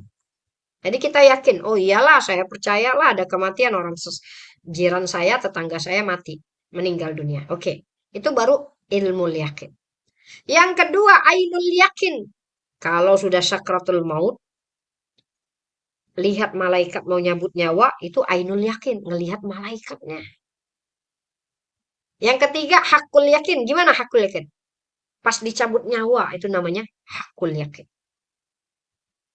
Nah, jadi Allah katakan, kalau masih juga lalai, masih melebihkan jasmani daripada rohani, masih melebihkan dunia daripada akhirat, kata Allah, kamu akan melihat nerakanya pertama dari ilmu yakin. Kamu dengar dulu kan dari Al-Quran. Oh, ada neraka yang luar biasa siksanya. Tetapi kata Allah, setelah itu kamu akan melihat dengan matamu kiamat neraka itu. La tarawunnal jahim. Baru terakhir kamu akan dimasukkan, baru merasai neraka itu. Barulah kamu akan percaya, oh ternyata benar ada neraka. Ya.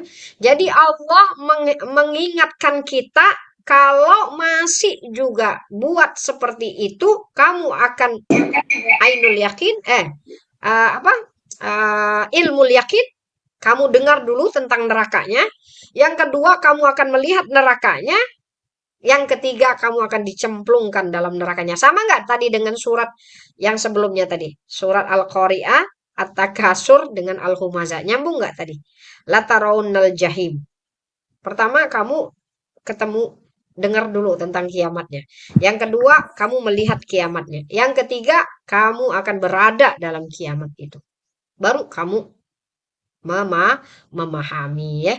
Jadi ini kenapa Allah kasih permisalan seperti ini, supaya kita lagi-lagi merasa kembali ke Allah, tidak lagi memperbanyak dunia daripada akhirat.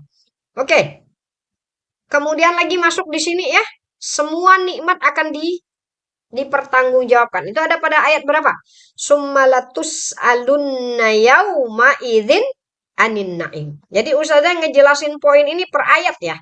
Nih, kalla lau ta'lamuna ilmal yakin latarawunnal jahim summa latarawunnaha ainal yakin ya. Jadi dimulai dari ilmu, kemudian ain, kemudian hak. Ya. Kemudian kalau yang sebelumnya ini lebih mengatakan ruhani lebih besar daripada jasmani. Ini karena alhaakumut takatsur. Karena Allah menegur kita. Karena kita melebihkan dunia daripada akhirat. Kemudian yang terakhir ini. Surat yang ke-8 ini. Nomor 8. Summalatus alunna yauma idzin anin naim. Apa diartiin? Niscaya kamu pada hari itu akan ditanya tentang semua kenikmatan. Nah, ya. Jadi ini ada cerita. Ada satu ketika Rasulullah SAW keluar malam hari pada saat musim dingin. Kemudian ketika Rasulullah keluar rumah, ternyata dilihatnya ada Sayyiduna Abu Bakar As-Siddiq. Keluar juga rumah. Nggak taunya keluar lagi Sayyiduna Umar Ibn Khattab. Jadi bertiga. Rasulullah, Sayyiduna Abu Bakar, Sayyiduna Umar. Musim dingin. Musim sejuk. Malam-malam mereka keluar. Kemudian Rasulullah bertanya, "Wahai Abu Bakar, kenapa kamu keluar dari rumah?" Dengan senyum-senyum malu, Abu Bakar mengatakan, "Wahai Rasulullah, aku lapar. Nggak ada makanan di rumah. Makanya aku keluar." Sayyiduna Umar ditanya juga, "Kenapa keluar malam-malam? Musim sejuk." Kata Sayyiduna Umar, "Sama juga, wahai Rasulullah. Aku juga kelaparan. Di rumah nggak ada makanan." Kemudian Rasulullah mengatakan, "Saya juga." Ternyata Rasulullah juga lapar. Dan Rasulullah keluar rumah malam-malam. Jadi 3 orang kelaparan. Sama-sama. Padahal ini Masya Allah. Ini min kibaris sahabah. Kemudian kata Rasulullah, ada satu. Kita datang aja kepada salah seorang sahabat. Mana tahu dia ada. Bisa mengenyangkan kita. Maka datanglah ke salah satu rumah sahabat. Tiba-tiba ternyata sahabat itu tidak ada di tempat. Ternyata dia lagi mengambil susu. Ya, jadi mau merah susu. Jadi ketika dikabari istrinya bahwa Rasulullah, Sayyiduna Abu Bakar, Sayyiduna Umar sedang berkunjung ke rumah, maka sahabat ini ingin menghormati Rasulullah dan sahabatnya. Jadi yang awalnya hewan itu tadi di awalnya untuk diambil susunya saja disembelih. Nah, ini isar ya. Karena ingin menghormati Rasulullah. Padahal kan kalau hewan itu diambil susunya kan bisa berulang-ulang. Tapi kalau udah disembelih. Tapi mereka melebihkan. Para sahabat tuh melebihkan Rasulullah daripada diri mereka sendiri. Maka untuk menjamu Rasulullah. Maka dia masak kambing itu. Dimasaklah kambing itu. Dibakar. Kan wah itu kalau sudah kelaparan. Bau kambing bakar itu gimana? Kita kadang mengatakan, sedap ya. Sate ya. Sate bakar, padahal lapar juga enggak. Sudah sedap. Masya Allah. Jadi ketika makanan itu, kambing itu sudah dibakar, disediakan kepada baginda Rasulullah SAW. Melihat kambing bakar itu, Rasulullah menangis. Nangis. Kemudian Rasulullah membacakan ayat ini. Summalatus alunna yawma idzin anin naim. Belum lagi masuk ke mulut untuk dimakan. Nabi sudah nangis. Kata Nabi, "Wahai Umar, wahai Abu Bakar, ini kambing. Kelak ditanya sama Allah kenikmatan ini." Apa jawab kita? Jadi mereka bertiga menangis. Cuma melihat kambing bakar padahal belum dimakan. Gimana dengan kita? Rumah yang besar, mobil yang bagus, itu mau kita apain itu? Mestinya kita terseduh-seduh ya melihat semua itu. Macam mana kalau Allah tanya? Untuk apa semua itu? Allah. Jadi lebih baik kita bermuhasabah di dunia daripada nanti kita ditanya di sana tak boleh memberi jawaban. Ya. Nah, ini yang dikatakan semua nikmat akan ditanya. Nah, kemudian kita sedikit lagi masuk ayatnya ya. Alhaakumut takatsur hatta zurtumul maqabir. Sudah melalaikan kamu berbanyak-banyak. Tadi ini ada asbabun nuzulnya ya. Jadi ada 2 kabilah, berbanyak-banyak harta, berbanyak-banyak orang sampai mereka datang ke kuburan ngitung. Oh, aku yang paling banyak yang meninggal dunia. Berarti jumlahku lebih banyak. Berarti kamu lebih sedikit. Berarti aku yang punya kemuliaan. Nah, ini orang-orang terdahulu, orang-orang jahiliyah itu selalu membangga-banggakan. Jadi kalau orang zaman sekarang juga membangga-banggakan anak, membangga-banggakan harta, apa bedanya dengan zaman jahiliyah? Maka Allah tegur kita, jangan terlalu berbangga-bangga dengan dunia. Kemudian hatta zurtumul maqabir ini juga boleh diartikan kuburan bukan tujuan tapi hanya ziarah akan dibangkitkan. Ada sebagian ulama mengatakan kamu sudah berbanyak-banyak harta, berbanyak-banyak dunia sampai kamu masuk kuburan. Di sini kan diartikan zurtum, ziarah kubur. Kenapa disebut ziarah kubur? Kenapa? Karena kuburan itu tempat transit, bukan destinasi sesungguhnya. Destinasi kita sesungguhnya di mana? Ke akhirat. Jadi, kuburan itu hanya sebatas ziarah. Jadi kalau ada orang meninggal dunia, diletak di kuburan, itu bukan tempat dia aslinya. Tempat aslinya adalah kalau dia orang baik, surga. Kalau dia orang buruk, neraka. Ustaz, ada yang di tengah-tengah nggak? Setengah baik, setengah buruk? Nggak ada. Jadi akan ditimbang mana yang lebih banyak. Oh, baiknya lebih banyak, maka masuk surga. Oh, yang buruknya lebih banyak, masuk neraka. Ustazah, kalau timbangannya sama gimana Ustazah? Buruk dan baik sama, gimana coba? Coba, kalau timbangannya sama gimana? Kemana nyemplungnya? Surga. Surga. Kenapa surga? Kenapa surga? Hah? Karena Allahnya berkasih sayang. Jadi kalau timbangannya sama beratnya, maka Allah akan masukkan ke dalam surga. Karena Allah berkasih sayang. Kasih sayangnya selalu mendahului azabnya. Jadi kalau keburukan dan kebaikan itu sama timbangannya, maka Allah akan pilih lebih baik dia ke surganya Allah. Maka berarti kuburan itu hanya sebatas ziarah. Kalla saufa ta'lamun, summa kalla saufa ta'lamun, kalla lau ta'lamuna ilmal yakin. Ya Allah, Allah ulang berapa kali itu? 3 kali. Kalau kamu masih lalai, masih suka disibukkan oleh dunia, lupa dengan akhirat, kata Allah, kamu akan mengetahui akibatnya 1. Kedua, kamu akan mengetahui akibatnya 2. Yang ketiga, kamu akan mengetahui akibatnya. Apa maksudnya diulang-ulang terus? Nah, ini dikatakan 2 ilmu. Ilmu ketika melihat kematian, ilmu ketika dihisap pada hari kiamat. Ini ada juga yang mengatakan, kenapa diulang oleh Allah? Pertama, kamu akan mengetahui akibatnya di dunia, kemudian kamu akan mengetahui akibatnya di akhirat. Itu 1. Yang kedua ini, pertama, kalla saufa ta'lamun, kamu akan tahu akibatnya ketika kamu sebelum dalam kematian, sebelum mati. Kamu akan tahu akibatnya. Kalla saufa ta'lamun, kamu akan mengetahui akibatnya setelah kematian. Nah, itu yang dikatakan ulama kenapa diulangi 2 kali. Pertama, kamu akan mengetahui akibatnya di dunia. Yang kedua, kamu akan mengetahui akibatnya di akhirat. Baru Allah tegaskan lagi, kalla lau ta'lamuna ilmal yakin. Nah, urusan akhirat ini pertama kamu akan mengetahui dengan ilmumu.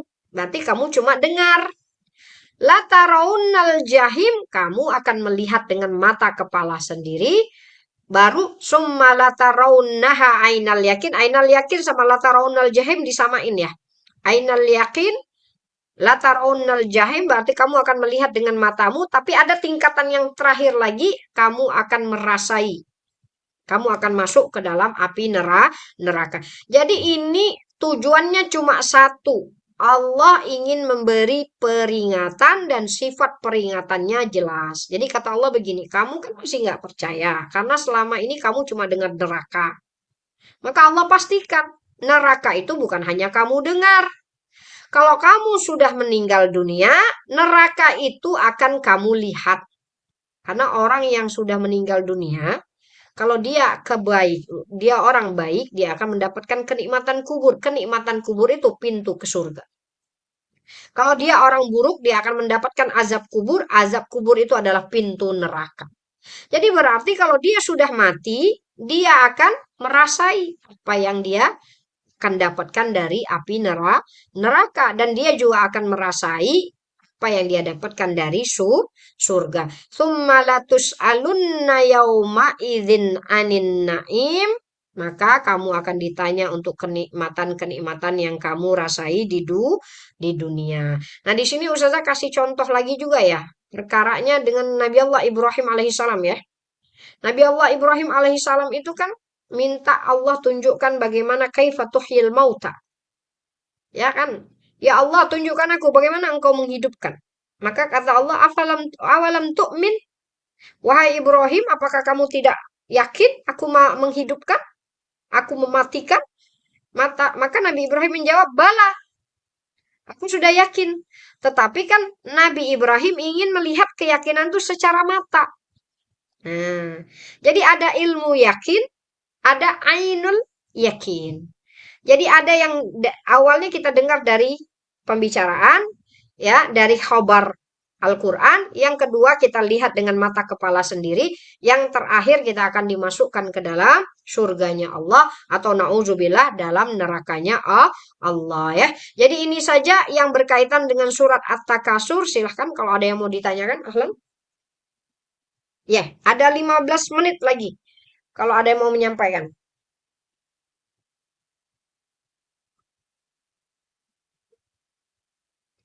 Ahlan? Bagi yang mau bertanya dipersilakan.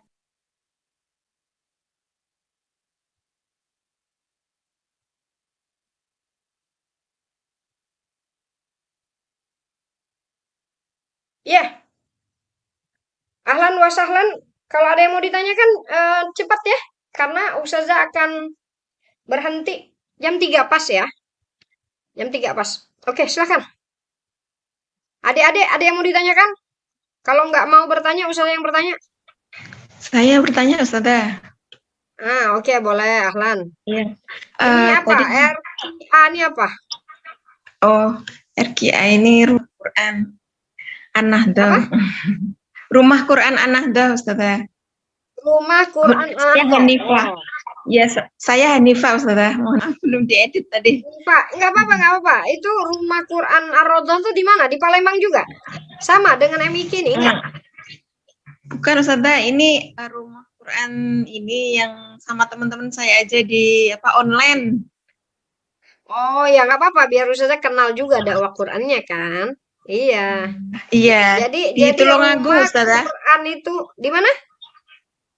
Di Tulungagung. Di Tulungagung.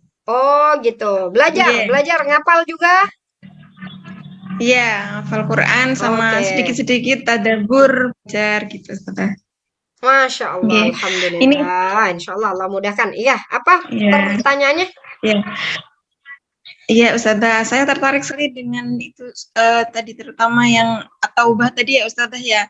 Ustazah menyampaikan kadang kita nggak berdakwah karena ngurusi 8 hal itu, Ustazah nggih. Terus yang terakhir itu adalah sampai Allah mendatang keputusannya itu saya belum tahu tafsirannya itu seperti apa, Ustazah. Maksudnya sampai Allah mendatangkan keputusannya itu seperti apa? Mohon dijelaskan nggih, Ustazah nggih. Oke.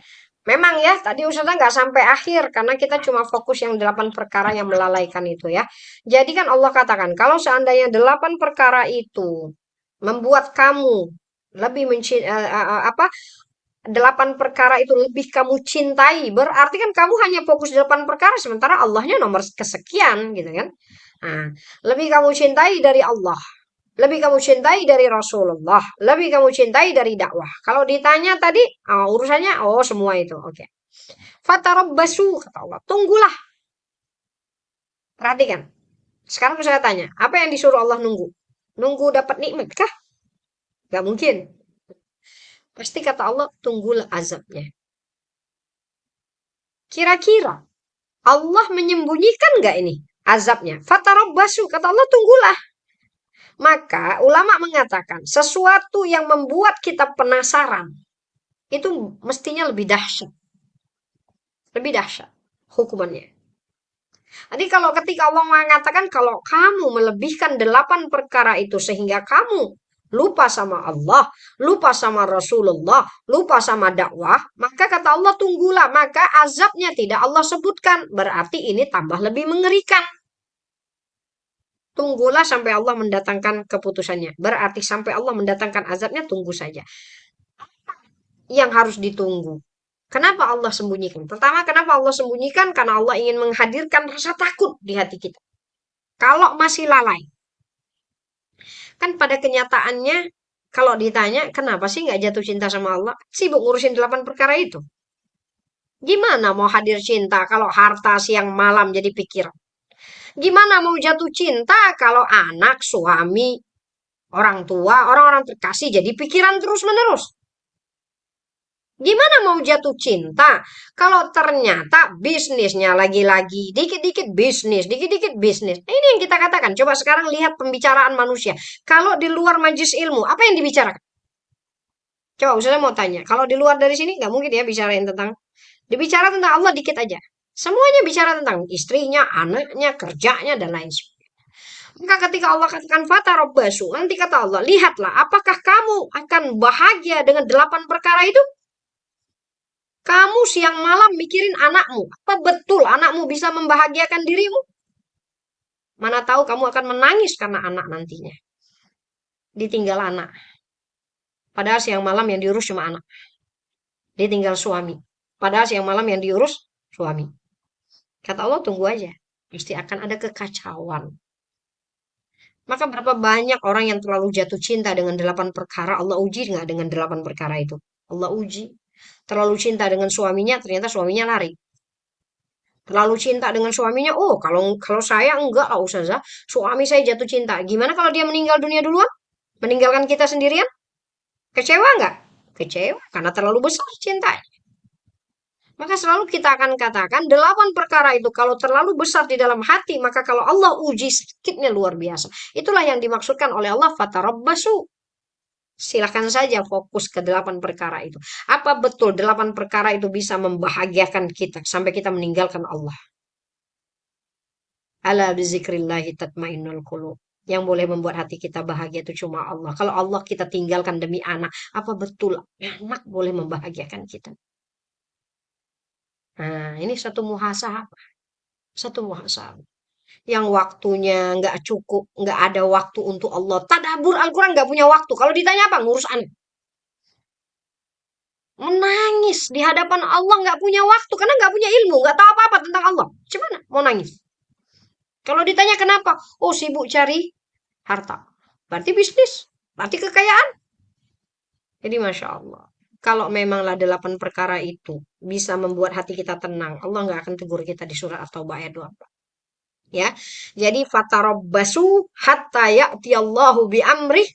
Itu maksudnya tunggulah sampai kamu lihat kekacauan dalam hidupmu karena engkau melebihkan 8 perkara dari Allah, Rasulnya, dan dakwah. Jadi berarti 3 perkara itu harus lebih besar di hati nggak? Nah, nggak masalah jadi seorang istri, tapi da'i ilallah. Nggak masalah jadi seorang ibu, tapi ibu da'i ilallah. Bisa kok, bisa. Bahkan justru lebih tenang. Kalau kita da'i ilallah, Allah jaga anak kita, Allah jaga suami kita, Allah beri ketenangan di hati. Kalaupun kita diuji dengan orang-orang terkasih, tapi dia nggak besar di hati kita, tetap Allah akan menjadi fokus kita. Maka kita nggak akan terlalu stres berlebihan. Maka semua kita mudah untuk melakukan. Karena bagi kita nggak ada yang lebih besar dari Allah, dari Rasulullah, dari dakwah. Maka sebenarnya Allah ingin menyelamatkan hati kita dengan mengambil Allah, Rasulullah, dan dakwah itu lebih atas. Karena Allah nggak akan mungkin mengecewakan kita. Siapa yang pernah ditinggalkan Allah? Saya tanya, siapa yang pernah ditinggalkan Rasulullah? Siapa yang pernah ditinggalkan dakwah? Nggak pernah. Allah, Rasulullah, dakwah akan ada sama kita. Sampai kematian datang. Sampai kita dibangkitkan. Allah, Rasulullah, dan dakwah yang akan menjadi saksi bahwa kita sudah bekerja. Seperti itu. Tapi manusia, semuanya akan meninggalkan kita. Harta akan meninggalkan. Semua, 8 perkara itu semuanya meninggalkan kita nggak nantinya? Pasti. Kalau nggak kita meninggalkan mereka, mereka meninggalkan kita.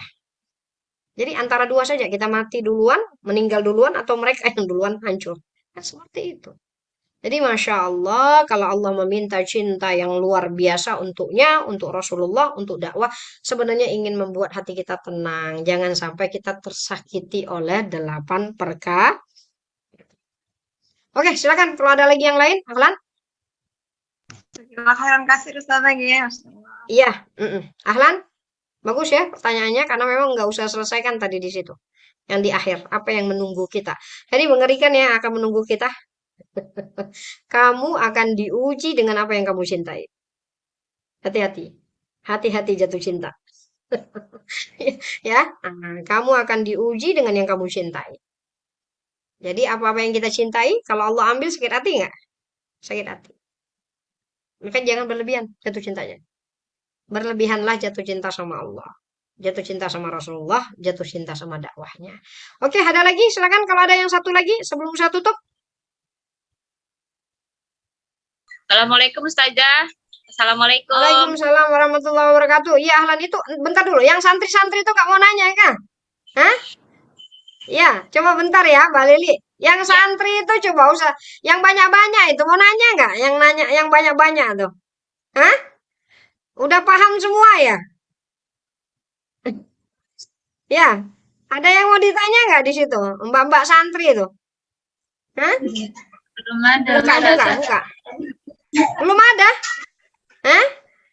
Oh, kalau gitu Ustazah yang mau bertanya. Mau Ustazah tanya? Ya? Oke. Oke, Mbak Lili ya. Apa yang mau ditanyakan Mbak Lili?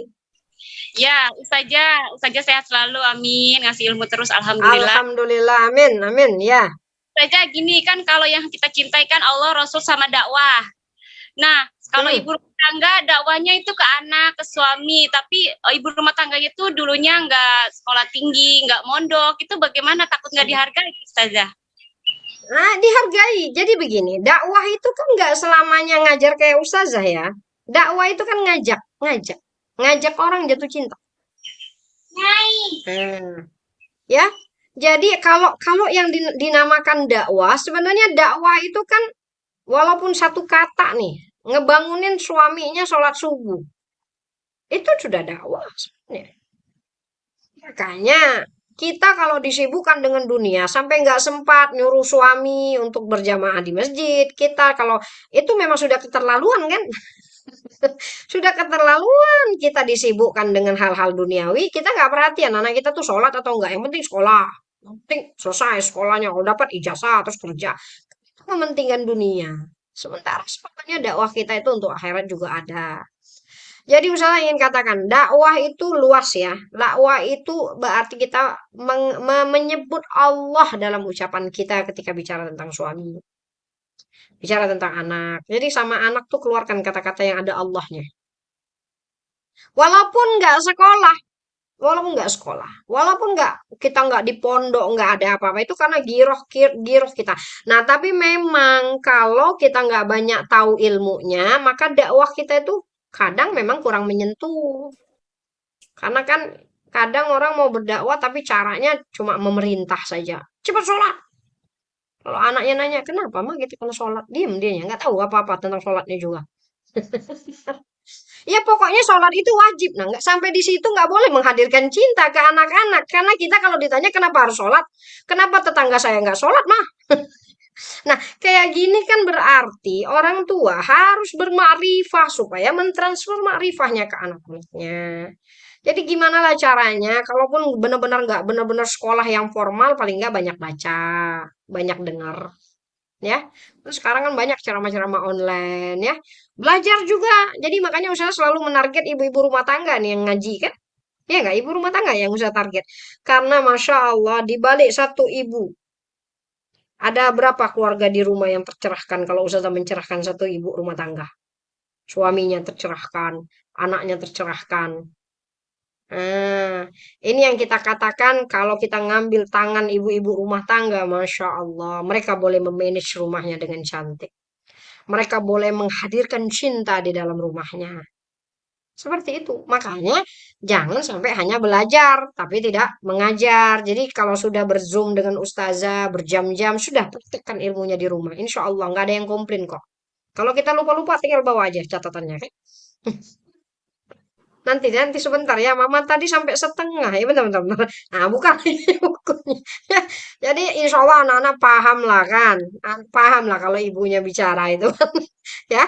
Jadi seperti itu. Jadi hadirkan hadirkan ruh dakwah meskipun jadi ibu rumah tangga. Meskipun kita cuma taunya sedikit. Orang yang tahu sedikit tapi ruh dakwanya luar biasa, justru dengan kata-kata sederhana bisa menyentuh hati orang lain. Mana tahu anak tersentuh dengan kata-kata kita, suami tersentuh. Tiba-tiba ada tukang sayur pun sampai ke rumah kita pun tersentuh. Semua orang boleh kita inspirasi, itu namanya dakwah. Ya, jadi mungkin itu saja. Kalau memang yang dari Markas Insan Qur'ani punya pertanyaan, Ustazah kasih satu lagi soal pertanyaan. Tapi kalau nggak ada sudah, Ustazah tutup. Gimana? Mbak-mbak santri, ada mau yang ditanyakan nggak? Hah? Ustazahnya mungkin ada yang mau ditanyakan nggak? Belum ada. Nggak ada? Belum ada? Belum. Oh, ini memang mau kena tanya dulu ini ya. Ya, oke ya. Jadi sekarang Ustazah yang bertanya kayak gitu. Oke, Ustazah akan lempar pertanyaan saya gitu. Jadi sekarang begini, dari tadi kan dengerin Ustazah. Iya nggak? Dengerin Ustazah. Serius nggak ngedengerinnya tuh? Serius atau enggak? Serius ya. Sekarang saya tanya, apa poin terpenting yang kalian ambil dalam ceramah Ustazah 1,5 jam tadi atau sampai 2 jam tadi? Apa poin terpenting? Ayo, nah, dia nggak mau bertanya. Dia nggak mau bertanya, sekarang Ustazah pula yang bertanya. Oke, silakan. Satu orang kena jawab. Poin terpenting yang menurut kalian yang akan diamalkan dengan secepatnya. Ini nggak poin penting yang daripada yang Ustazah sampaikan tadi 1,5 jam, 1 jam lebih tadi. Apa yang paling kena di hati yang harus diamalkan segera? Nggak ada sama sekali. Jangan lalai. Jangan ingat dunia-dunia. Fikir akhirat isu. Enggak, Ustazah mau nanya itu yang santri-santri itu dulu. Dia ini kalau anak santri kalau diam-diam nih. Coba Ustazah tanya mana satu yang kena di hati yang kalau ingat itu pokoknya harus diamalin segera gitu. Apa? Nah, ya coba. Ustazah, kalau yang paling kena di hati jadikan akhirat adalah target utama. Jadi dunia itu adalah ladang untuk mencapai akhirat. Cuma kalau hidup lama tapi akhirnya nggak dapet. Masya Allah, tuh cantik tuh ya. Nanti dirumuskan gimana menjadikan dunia bisa jadi akhirat nilainya ya. Oke, yang di sebelah sana satu lagi tuh yang rame-rame tadi kayaknya ada yang mau ke depan deh tadi. Ya, coba apa poin terpentingnya? Sama. Memperbanyak dunia untuk mencapai memperbanyak bekal dunia untuk akhirat. Ya, ada yang mau tersentuh ketika Ustazah bicara tentang waktu? Iya, tersentuh. Perhatikan ya, tadi Ustazah katakan kalau antum semuanya menjaga waktu, insya Allah. Jadi jaga waktu, jangan sampai kehilangan waktu. Justru kumpul-kumpul tuh jangan sampai kehilangan waktu.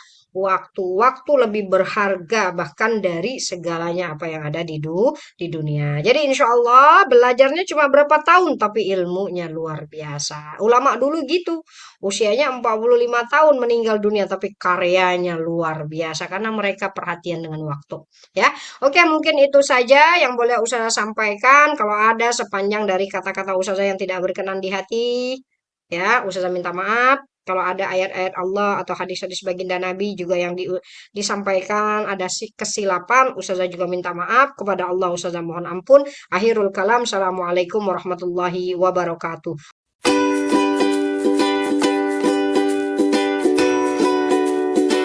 Assalamualaikum warahmatullahi wabarakatuh. Saya Dina Junisya, staf Yayasan Markas Insan Qur'ani, mengajak semuanya untuk bergabung menjadi orang tua asuh para santri penghafal Quran.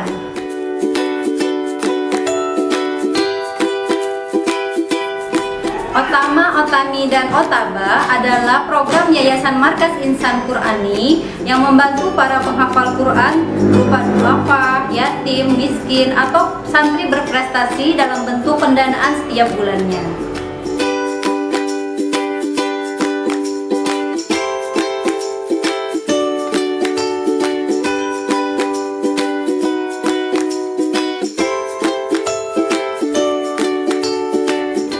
Mari berinvestasi akhirat bersama kami dengan bergabung menjadi orang tua asuh santri penghafal Quran. Assalamualaikum.